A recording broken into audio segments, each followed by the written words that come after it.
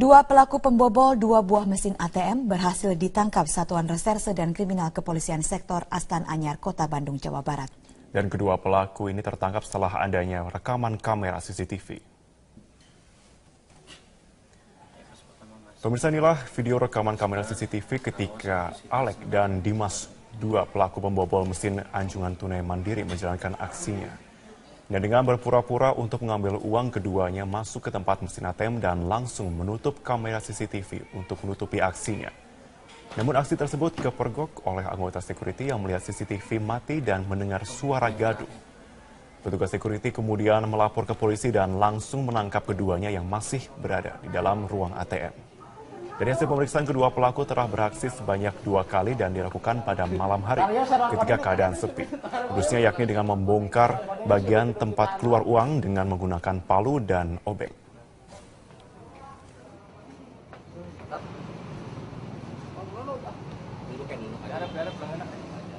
HUT TNI yang mengambil lokasi di Dermaga Indah, Kiat, Cilegon, Banten.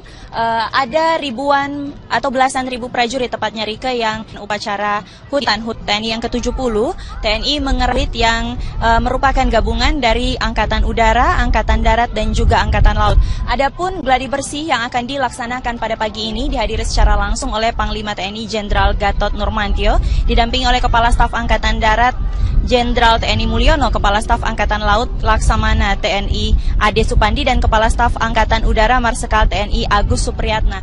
Rika, nanti pada saat gladi bersih ini dimulai, tepatnya nanti bagaimana kira-kira gambaran acara pada saat atau puncak peringatan tanggal 5 Oktober 2015 nanti defile akan masuk dari sisi kiri panggung, tepatnya yang berada di samping, hingga berakhir di bagian kanan panggung. Dan bisa dilihat ini sudah ada begitu banyak alutsista Rika yang disiapkan, baik kapal tempur dan juga memang dalam rangka HUT ke-70 TNI ini, tahun ini atau tahun 2015, TNI mengambil tema bersama rakyat TNI kuat, hebat, profesional, siap mewujudkan Indonesia yang berdaulat, mandiri, berpribadian. Adapun juga perlu kami informasikan bahwa pasukan yang terlibat parade dan defile adalah Batalion Gabungan Pamen TNI dengan jumlah personil sebanyak 269, Brigade Upacara 1 Gabungan TNI sebanyak 809 personil dan terdiri dari POM TNI, WAN TNI, dan Akademi TNI. Alutsista yang dikerahkan Rike dari ketiga angkatan sebagai background antara lain untuk TNI Angkatan Darat mengerahkan 6 tank Scorpion, dan juga Angkatan Laut ini bisa disaksikan ada kapal perang. Tidak lupa ada demo dan juga aerobatik yang akan ditunjukkan oleh gabungan dari TNI Angkatan Udara. Kami akan terus memantau bagaimana jalannya gladi bersih yang kira-kira akan dimulai pada sekitar pukul 9 nanti untuk menggambarkan situasi pada puncak pelaksanaan HUT TNI pada hari Senin 5 Oktober nanti. Untuk sementara demikian, Rika, kembali ke studio. Terima kasih Jessica Wawor melaporkan. Kita ke informasi lain, pemirsa. Selain persoalan kabut asap, kini listrik padam di Sumatera Selatan menjadi permasalahan. Selain aktivitas terganggu, warga juga menanggung kerugian akibat listrik padam. Kita bergabung dengan Yarnes Poni. Yarnes, apa penyebab listrik padam sering terjadi di Sumatera Selatan? Ya, Rika, sebenarnya hal ini sangat membuat kerugian buat masyarakat. Total ada sekitar 2,6 juta pelanggan PLN di Sumatera Selatan. Dan lengkap sudah penderitaan masyarakat Sumatera Selatan. Saat ini kabut asap yang masuk ke rumah, ditambah lagi pemadaman listrik yang berkala yang sering terjadi bahkan 2 minggu terakhir. Dan pada pemadaman ini memang informasi yang tidak langsung didapat oleh masyarakat. Bisa terjadi pada pagi hari, siang hari, ataupun malam hari. Dan kami mendapatkan PLTA yang surut karena saat ini masuk dalam masa kekeringan. Dan hal itu menyebabkan yakni kabut asap bisa masuk ke rumah-rumah warga dan juga dapat karena AC dan juga kipas angin mati, karena padamnya listrik ini bisa membuat masyarakat menghirup kabut asap di dalam rumahnya.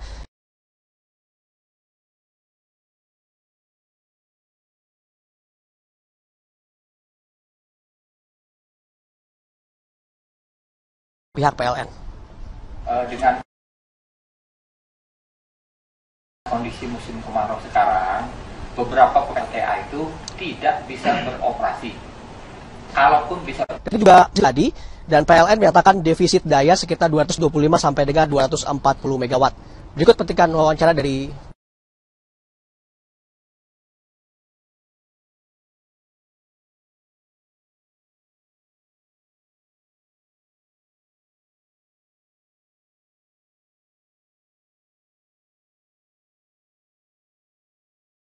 keluar bentar. Karena penggantian di filter gitu. Dampak kerugian ekonomi, material, semua terus terjadi bagi masyarakat Sumatera Selatan karena padamnya listrik ini. Bahkan kadang-kadang terjadi pada malam hari dan juga membuat jarak pandang sangat tipis. Rika?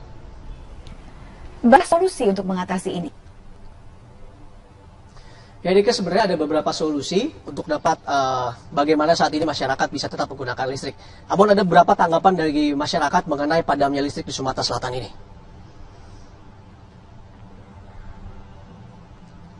Ganggu ya Mbak ya, genset itu hanya bisa untuk nyalain aja, tapi untuk kayak telepon, kayak jaring internet itu kita mati total. Sangat terganggu benar dengan kejadian kayak gini dan matinya juga sangat lama gitu loh. Dari mati lampu ini sendiri kerugian kita banyak banget.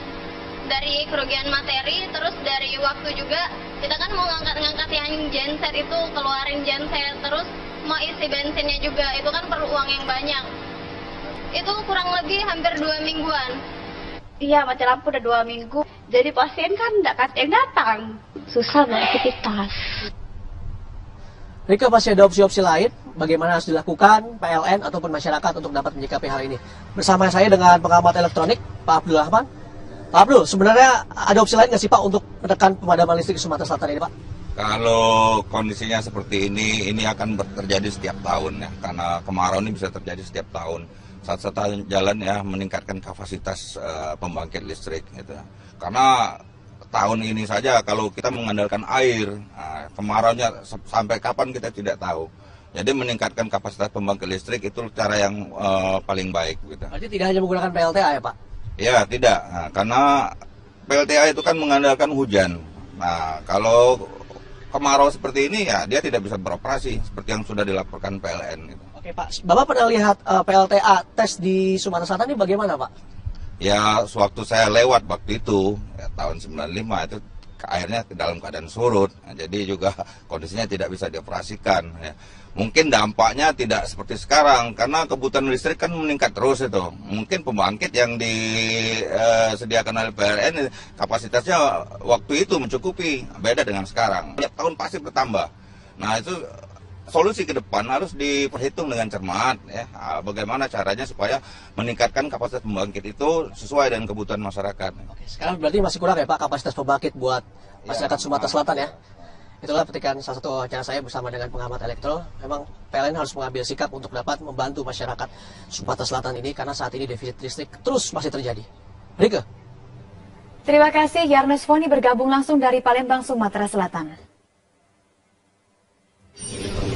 Menggunakan jalan darat hanya membutuhkan waktu sekitar 20 menit saja. Dan terkait dengan